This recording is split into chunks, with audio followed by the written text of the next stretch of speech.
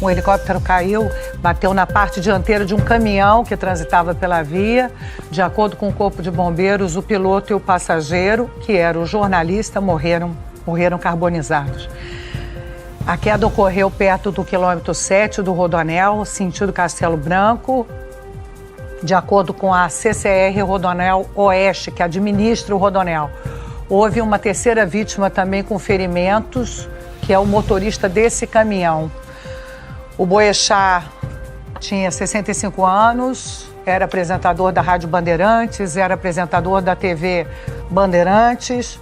Ele passou pelos principais jornais desse país, trabalhou no Estado de São Paulo, trabalhou no Globo. Foi quando eu comecei a cobrir as férias da Leilane no Bom Dia Brasil, e lá se vão 15, 16 anos. Ele é comentarista de política do Bom Dia Brasil e um gênio, genial, né? Um jornalista genial. A história dele é mais no Globo mesmo, né, Maria? Uhum, é. Ele trabalhava com o Ibrahim Suede, trabalhou com e depois ele herdou a coluna do Suan. Que ele manteve muito tempo, e depois teve a coluna com o nome dele mesmo. Ele é um dos criadores, dos que formataram essa coluna de notas que é tão característica da imprensa brasileira. Ele descobriu a latinha, como a gente diz, o povo do rádio já veterano, e se revelou um talento extraordinário.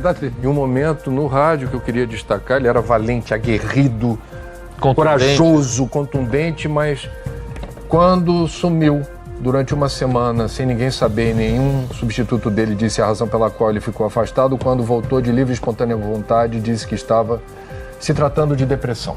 E durante alguns minutos, isso está no YouTube, ele compartilhou com o Brasil o fato de ter depressão e explicou para os ouvintes o que é isso e por que as pessoas deveriam procurar ajuda se sentissem os mesmos sintomas. Foi elogiadíssimo por profissionais de saúde pela coragem que teve de se expor diante de um problema de saúde pública. Então o Boechat teve essas múltiplas contribuições. Assim, é difícil para a gente estar testemunhando isso, dada a vivacidade, a maneira assim presente do trabalho dele no dia a dia de quem tinha esse privilégio. E a capacidade de incorporar várias personalidades, digamos assim, né? Tinha esse Boechat do rádio, o Boechat contundente, forte. Tinha o Boechat um pouco mais sóbrio que o Boechat da TV. Tinha o Boechat do texto objetivo, claro, né? De notas, coisas bem feitas, conciso. E acho que por isso tudo, ao longo dessa carreira grande que foi a carreira dele, assim, ele virou uma dessas referências do jornalismo. Mas apesar assim, desse momento marcante, essa história que o Trigueiro contou, quem teve o privilégio de trabalhar com ele, a sorte de trabalhar lá com ele, sabe, aquela pessoa extremamente bem-humorada, piadista, engraçado. Sim. Era muito divertido você conviver numa redação com o Boechat. Um dos jornalistas mais premiados desse país, né? Ganhou 3 prêmios ESSO, aí tem aquele prêmio importantíssimo, o Prêmio Comunix, que ele conseguiu ser o único a vencer em 3 categorias absolutamente distintas: âncora de rádio, colunista de notícia e âncora de TV. Sinceramente, acho que o Boechat é daqueles, né, insubstituíveis mesmo, né? Um dos prêmios ESSO dele foi revelando um superfaturamento, uma fraude numa licitação para compra de uniformes do Exército. Isso aí ele fez com o Rodrigo França Taves, outro jornalista do Globo.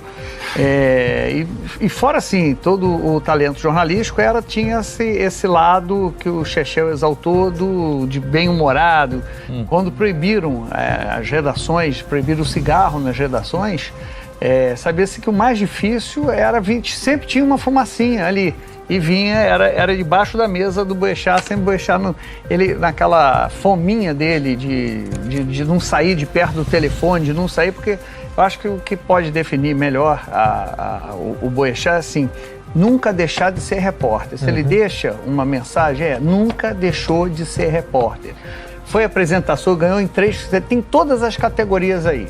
Mas o que ele tem é alma de repórter. Sim. E por isso que ele chegou onde chegou. Então, ele naquela fissura de não abandonar o telefone, era um telefone aqui, outro aqui. Tinha calo na orelha, né? Tinha calo que nem jogador. Ele se recusava a ir ao fumódromo. E no início teve muita resistência mesmo. Era uma cultura, porque a redação, o Chechel lembra, era barulho de máquina de escrever e fumaça o tempo todo mundo fumando. Então ele foi um dos últimos ali a tentar... Mas tu nunca foi. Oi? Eu me lembro que no Globo, quando já estava estabelecido, não tinha nem fumódromo mais, ele continuava fumando na gravação. Então ele tinha esse jeito... E o primeiro atualizando, ele morreu com 66 anos, nosso querido colega Ricardo Boechat, e o Armando Nogueira, né, diz que o jornalista é um especialista em conhecimentos gerais, né? E o Boechat tinha isso, ele jogava bem nas 11 mesas, ele escreveu um livro, Copacabana Palace, um hotel e sua história, né? Que é um livro delicioso, né? Havia muitos Boechats no Boechat, né? Ele realmente, quando ele se detinha sobre uma função, sempre ia muito bem. Volto a dizer, eu suguei muito ele. Um Fernando Pessoa. Um Fernando Pessoa. Exatamente. Com múltiplas funções. Poderia ter vários heterônimos, exatamente, né? Como Fernando Pessoa, porque realmente ele tinha... ele vestiu o Boechat da vez e vestia com maestria, né? Fosse na televisão, fosse no rádio, fosse como comentarista, fosse como apresentador, como âncora. Gente, notícia triste. Esse acidente foi hoje de manhã. Um helicóptero caiu ali na região do Rodoanel, zona oeste de São Paulo, bateu no caminhão. A gente tem informação que o motorista do caminhão está ferido, né?